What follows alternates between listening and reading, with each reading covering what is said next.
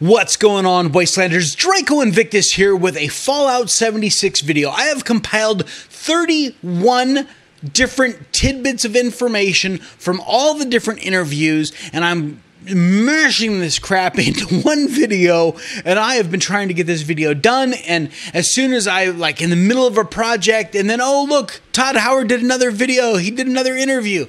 Son of a bitch, what now? So I'm hoping that things have settled down a little bit just so I can get this video out to you guys. But like I said, 31 different things that I want to talk about. I'm going to get through it as fast as possible, but I want to make sure that I answer your questions. And if at the end of this video I didn't answer a question that you have, you let me know down in the comment section below, and I will see if I can find the information out there. Now, there are some things that we're not going to find quite yet because they haven't released that information, but I will certainly give it a go. So let's get right into it. The number one question that everyone had, most of you probably already know the answer to, but maybe you've been working a lot and you haven't been able to watch any videos, or you were waiting for me to say something about it. Can you play offline? The answer is no. This is a 100% online game on dedicated Bethesda servers, and there will be no offline play. Simple as that. Now, there are some caveats that we'll get into later about, public versus private and all that. We'll talk about that later. All right, how many players per server? Now, if you haven't seen the no clip documentary of the making of Fallout 76, you need to go watch it. I put a link to it down in the description below. Go watch it. And watch the other one on the history of Bethesda. They did an incredible job of documenting the history of Bethesda and talking about the history of games that we absolutely love. But to answer the question right now, the developers are currently saying 24 to 32 players per server. Now, you may be thinking, holy hell, that's a lot of people on one server. It's going to be crowded. Let me paint you this picture. Fallout 4, the map of Fallout 4. Remove every human NPC in the game. Now put in 24 to 32 human players in their place. Spread out all over the map. Now, make that map 4 times bigger, because that's what they're saying. They're saying Vault 76 is going to be 4 times as big as Fallout 4. The question is are we going to be tripping over ourselves? You're not going to be asking that question. It's, how do I find someone else? Because they're not... Once you get out into the world, I think that it's going to be a very rare occasion that you run into someone. And then you're going to be like, maybe I can trade with them. And we'll talk about trade here in a second. So, is there co-op? And how many can be on your team? Right now, the number is 4. They feel that a 4-player team is optimal at this point. Again, they may make tweaks to that after looking at the beta and get a few thousand players on their servers. They may make some tweaks to that and stuff like that. They may up the count of players on a server. They may cut it down. They may have it at 32 and cut it down to 24 or cut it down to 18. Who knows? But once this beta gets fired off, we're going to have a lot of answers coming our way. Let's see here. We already covered co-op. How hard will it be to play with your friends? As DC Deacon Pete Hines, the senior vice president of Bethesda, said himself, you're playing by yourself online. I'm playing by myself online. You get a message that I'm online. You're like, I want to go play with DC Deacon. You're a load screen away. That's how hard it will be. So I'm guessing that they're going to have an in-game friends list, because I'm assuming because a Sony PlayStation is not having to communicate directly with an Xbox, since we're all dumping into the central server, I don't think that there's going to be a problem with cross-platform play, but no one has said a word about it, and no one has asked about it either, which is really confusing to me. In all these interviews, no one's asked about cross-platform. But let's be optimistic and say that there is cross-platform play, and there is an internal friends list so that you can add your friends. If they have a PlayStation, ID or an Xbox gamer tag or whatever, you can add that in and add them into your in-game friends list. But as far as finding friends that you've made, It's as simple as loading a screen. What is PvP like, and do you have to be part of PvP? Now, as Pete talked about it, he said, think of PvP as a challenge. Not as, oh, it's a challenge to do PvP, but think of it as I'm challenging you, one player to another, to fight in PvP or whatever. And you can choose to accept that, and there are rewards for doing that. They are incentivizing PvP. They're also incentivizing revenge. If someone comes along and kills you, then you get more rewards for hunting them down and kicking their ass. So, yeah. But there are systems in place to prevent griefing. As a matter of fact, I'm going to cut to a quick video snippet of Pete Hines talking about avoiding harassment and stuff like that. So we're going to cut to that right now. With systems in place that keep it from being abusive. So you can't be harassed by somebody who just keeps chasing you around the world and keeps killing you over and over again. Like, the game literally doesn't allow you that to happen to you. Think of PvP more like issuing a challenge to somebody, as opposed to just, no matter what I want to do to somebody, I can. It's more like issuing a challenge, and the game only lets that go so far before you can basically say, I don't want to participate in this challenge anymore. Think of it this way. If you were just playing Fallout 4 and you were exploring and came across a Deathclaw, and you'd be like, I don't know if I have the weapons to deal with this, or if I'm high enough level, but I'm going to try. And you try and fight it and die, and you respawn, you might say, A, I'm going to try it again because I came close and I want to kill it. Or you might say, I didn't even come close and I'm done and I'm going to go do something else. Like, well, that should kind of be how it works for any human person, where you're like, oh, I want to get my revenge and try again because I think I can take them, and you're incentivized to do that. But you could also say, I'm good, I'm all set, I'm going to go do something else, and they can't keep coming after you, just like that Deathclaw wouldn't come running across the map and keep chasing you. Like, it should feel like that. All right, the next question you may be asking yourself is it permadeath? If someone kills me in PvP, do they get to loot my corpse and empty my inventory and do all that crap? And the short answer is no. They're going to gain some caps or something like that for killing you. But when you respawn, you're going to have all your stuff. And they didn't loot your body of anything. So there's that. And how did Todd put it? He said, the only thing that you lose when you die is the time. So take that for what it is. But if I'm running through Fallout 4 and I get killed by a Deathclaw, then I lost any time that, since I had last saved. So it's the same sort of thing. I don't lose stuff that way. And now that we've covered some of the main concerns, let's find out about our characters, how they interact in the world. Like, what about VATS? Is VATS still in the game? And the short answer is yes. It is now real-time VATS, and apparently it's something that you can upgrade or build, like a skill.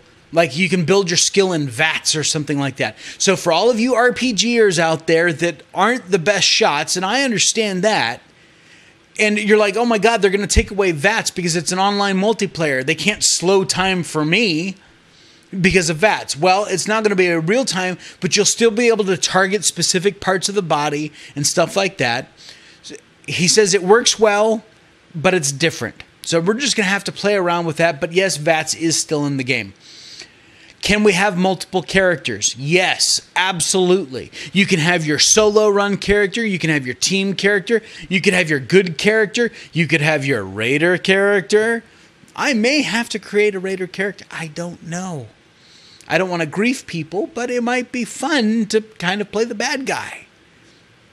So, yes, you can have multiple characters. Now, Todd used a term during the reveal, and he said softcore survival. Well, what the hell does that mean? Basically, they took some of the parts of survival mode from Fallout 4, and they've implemented them in Fallout 76. You're going to have to eat. You're going to have to drink. Yes, there are diseases. Yes, you'll be able to craft cures for diseases, but they're also introducing a new thing, mutations.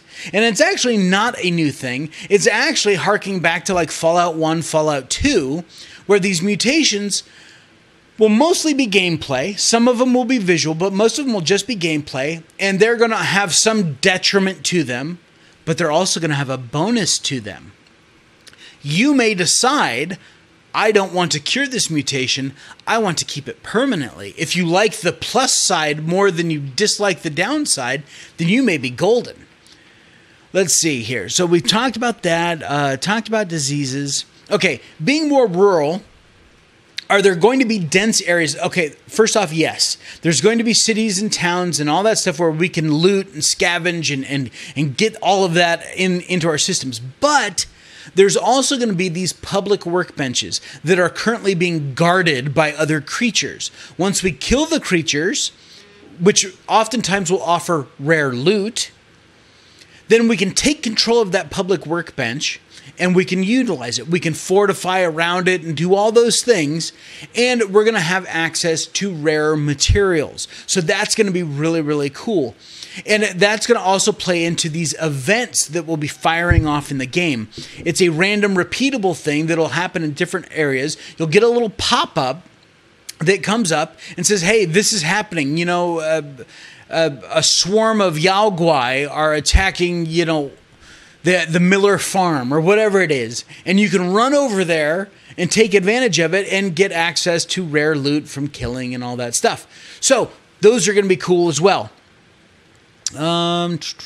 Speaking of crafting, is crafting expanded on in the game, and what kinds of things are we going to be able to craft? I'm actually going to cut to a video clip of one of the developers from the documentary talking about the different things that we can craft. Crafting is a huge part of the game because, again, you're going to want to find very specific creatures or flora to combine. For recipes, we are allowing crafting mods, crafting guns, crafting ammo, food, water, armor, power armor pieces, like the stuff that was there before and more. Okay, so as you can see, they've really expanded the things that we can craft. Now, what are we going to do with all this stuff? Since there's no human vendors anywhere in the map, can we trade? Yes, we can. We can trade with other players. As, it was that same developer, he said, let's say you make the best ribeye in the area. And it does, you know, it fills your health and goes even beyond and gives you, you know, bonus temporary hit points, and it does all this cool stuff. You could actually market that to other players and sell it to them. You know, he's like, yep, here's this ribeye and it does all this cool stuff. Only 40 caps, you know, but I'm assuming that you could set the price however you wanted to. But it's what the market will bear. But yes, and another reason for trading is the next point that I want to get to. They're bringing back a feature from previous Fallout games where items will degrade, like your gun and your armor, and so you're going to have to repair those things, but food will also rot. So you can't stockpile a bunch of food and just let it sit there because it'll slowly start to rot. So you're going to want to sell that, get more caps, and go out, and they don't want us being too comfortable, that's for sure. Okay, so we got that, and we talked about that. Now, we saw the emote wheel, and I had this question as well, and it got answered in the documentary. There will also be voice chat integrated into the game, so you won't have to worry about doing party chats or Discord channels or all those things. Even though you may want to run on those things, there will be a voice chat integrated into the game so that you can communicate with the other human players. What about the story? Is there one? Yes, there is a full quest line. There's a bunch of different side quests that we can go on. Some of those will be repeatable. There's the events that we talked about earlier. So yes, there is a full storyline. And the nukes actually play a part of that. And we'll talk about the nukes here in just a second. Special is reworked. I'm gonna jump off the screen again, and I want to show you this clip that I grabbed from the documentary. And let's take a look at this special screen. It looks very interesting because if you look up across the top, there's like ones underneath each of them, and then there's a 2, and then a bunch of 1s. And so I'm wondering if they haven't totally reworked character progression so that you apply, because we know that there's also a thing called perk cards that you can add different perks and you can only have so many perks running at a time. But I'm wondering if you don't level up your special as you level up, and then you get access, like maybe you can use 2 perception cards or 2 intelligence cards, or maybe you just you can carry more. Anyway, it's obvious that they've done a serious rework to the special system, to perks, to skills. We know that there's new skills. In another video that I'm doing on the building of Vault 76, yes, that'll be coming very soon, where I kind of tear apart what information we have. But I found that there were some new skills or perks that were required for some things. So they have obviously done a lot of work on that entire system. So now let's get to the nukes. What's up? Why are they giving the griefers another tool? Well, first off, to get the codes, because it does take multiple, to launch one nuke, you have to be pretty high level. Secondly, you're not going to want to use the nuke as a griefing tool, because the nukes give us the players the ability to do something that Bethesda always did for us in the past. We get to create our own high-level zone. We get to create our own glowing sea, as it were. And each of the 6 different regions in the game will create a different glowing sea atmosphere, because it will affect the flora and the fauna in that area. And creatures that we might see normally will now have a radiated or diseased version once we've dropped that nuke. But there's benefits to that. You're going to find even rarer resources and materials in these irradiated zones that you're going to have to be pretty beefy to get into in the first place. Secondly, legendary items are back. Legendary armor, legendary weapons, and they've even gone a step further and made tiered legendary items. So they didn't say how many tiers. I'm just going to throw out a number and say 3. There's 3 tiers. Of course, I'm probably wrong. But there are tiers of legendary items.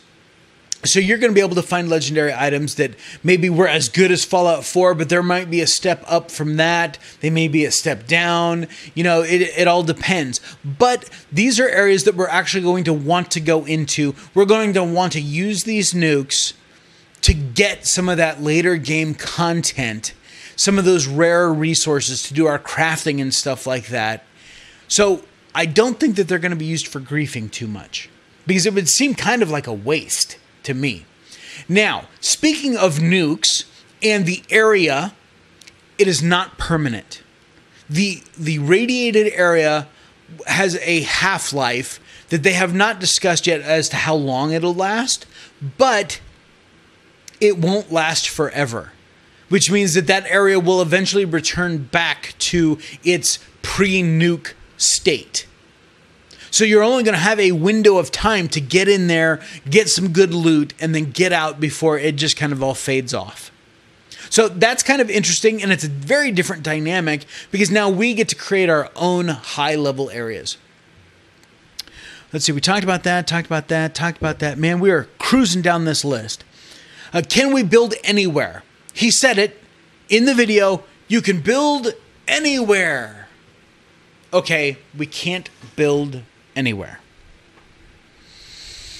But it's not that bad of a thing. Actually, the reason why we can't build anywhere is part of the mechanics of keeping people from griefing other people. Basically, you can't camp outside the vault. You can't set up a base at the door of the vault so that as people are coming out, you're just wasting them. Okay, that would be no fun. So you can't build there. You can't build around certain quest locations that are tied to the main quest line, or maybe side quests or something like that, for the same exact reason.